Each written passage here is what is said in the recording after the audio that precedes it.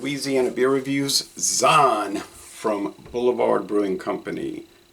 Founded in 1989. This is 4.4% alcohol, 14 bitterness units. I had a little production problem here, so had to restart it. Usually I don't open the bottles before the review starts, but it had a little smoke and I poured it and it made a thick head. It's dissipating. So yeah, Untapped's giving it a 70 out of 100, which is good for them. 81 out of 100 on Beer Advocate. They're saying it's good. Beer Advocate, Rate Beer doesn't necessarily care for it. What was the thing on Rate Beer here? Should have written this down. Yeah, 56 out of 100, but a 90 out of 100 in the style. So they don't like the beer, but in the style it's a 90. So that means they don't like the style. Okay. That's, Rate Beer is a little different, isn't it? Okay.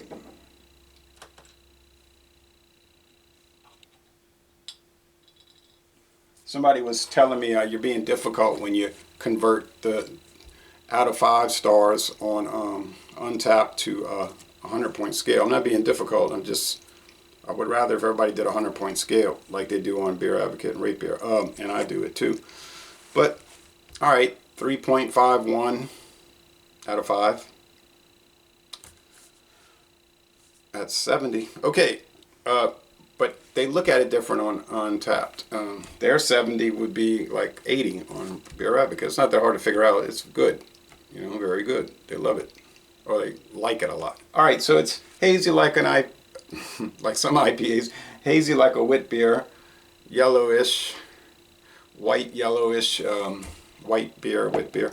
Creamy head from the wheat. No, I don't try to be difficult. Try to be accurate and I try to be fair. So wheat beers in America have their place. The popular ones, of course, we know are Blue Moon. Shock Top's fairly popular. Blue Moon's like the king of it. We got a lot of the German and Belgian with beers like Erdinger and Hugaten.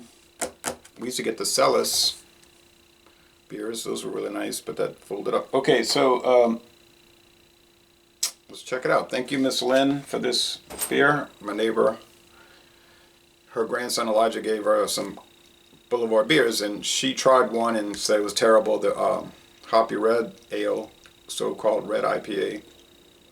I told her, she said, wasn't it terrible? I said, it wasn't terrible, the Space Camper. I said, it just didn't have much flavor. It wasn't that the flavor was bad, it just was a lack of flavor. So let's check this one out and see if it's better. Now, doesn't Boulevard, isn't there a flagship beer, unfiltered wheat beer, though? I think I remember that. I went to Kansas City, Missouri, and I was going to the Royals game, and I was at a bar across the street from the stadium, and the lady's like, I think it's in a yellow label. She was saying, yeah, this is like really popular. It was like in 2005, and it was good. And then I tried it later. And I had gone back to the Royal Stadium, Kauffman Stadium in 2007. Hadn't been back since. Okay, anyway. So I don't understand. Maybe that's an American style wheat beer. There's the Goose Island 312, which has a new label. We don't see that too much around here anymore. We did for a little while, Honker's Ale, but those both faded. The one that's still popular here is the Goose Island IPA. So fresh bottles this week at Walmart. Tempted to buy it. All right.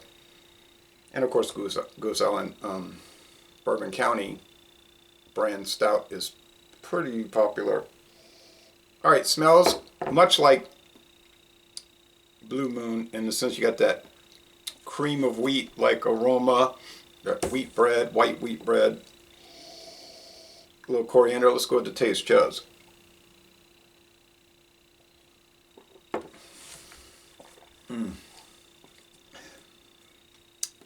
You get the clove, coriander, bubblegum type thing. Get the tap water. Tell you, every time I have a wheat beer, I'm always picking up the tap water. And I bought some wheat beer, New York State wheat beer, yesterday. I'm planning on trying that soon enough. No, wheat beer is not my style. I don't really care to drink them, but I try to be fair with them. I don't know what this code is supposed to be. It's just a series of numbers, and it doesn't seem to have any date sense about it. Oh well. Zon. Now they're saying in parentheses here, zone. Zone. Strange though, because on the website it says Zon.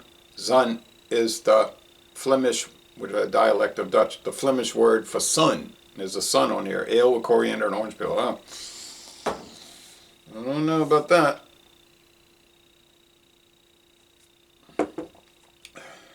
Now Blue Moon's 5.4, right? So you get a stronger beer. This is a light wheat beer. It's good in a sense. It's kind of bland though. I know wheat beers tend to be that way. These wit beers tend to be that way. Hoegaarden kills this. What is that? 4.4 also. Blue Moon is better than this, and I'm not in the Blue Moon fan club by any means, although I like it more than I used to. Shock Top, same, on par with Blue Moon, I find. I bet you this costs a good deal more than Blue Moon, though. But maybe not. Maybe it's price pointed the same. Maybe $9.99 a 6-pack, up to $10.99. I don't know.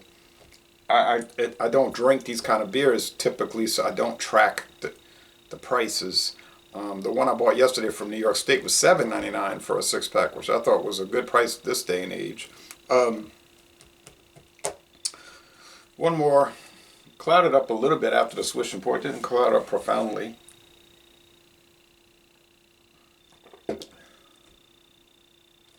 Coriander spice is nice. The orange peel is there. It's an undertaste. It's not an overt flavor. Medium body, I guess. Mostly dry finish. Bitterness units are low. So 1 out of 5 hop cones. It will contain hops. It does for sure. Sweetness is low too. 2 out of 5 sugar cubes. So if you want to drink a dry, kind of bland wheat beer, this should work. Don't know what it would pair with. Maybe lamb, heroes, and a lot of onions. I think a lot of onions, feta cheese, lettuce. I would have a lot of black pepper and hot sauce with it too, give it some character. I don't know. I just think it would go well with that, or maybe like crawfish pies.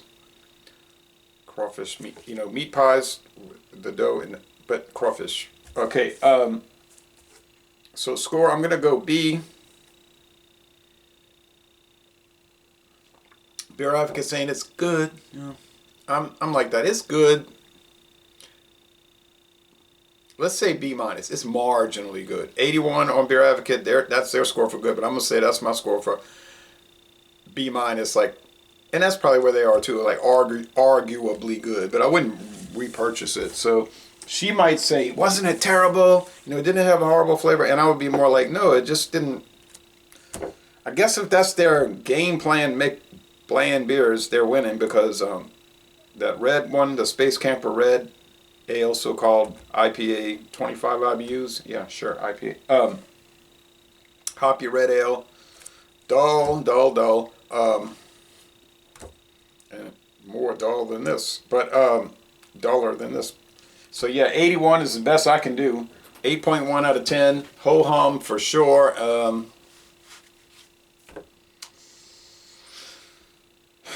Boulevard. I've gone through a lot of their beers that are kind of shabby like that. And you can't say, oh, they got bought out. It's the people that bought them. They seem like that before the buyout to me. But People may get angry about this review. I'm sorry. I got to call it as I see it. So would I buy more Boulevard beers? We getting a few out here. The expensive high-end ones. Sure, I'll keep buying them. And I'm going to keep giving honest assessments. And if they're bland, I'm going to say, this is bland, and make this in complaints. And if they're dynamic and have a lot of flavor, I'll say that. So that's it. Laissez les bon temps relais, a B-, marginally good. And I'm going to end this review by saying, y'all go to Kansas City, Missouri, and take a brewery tour.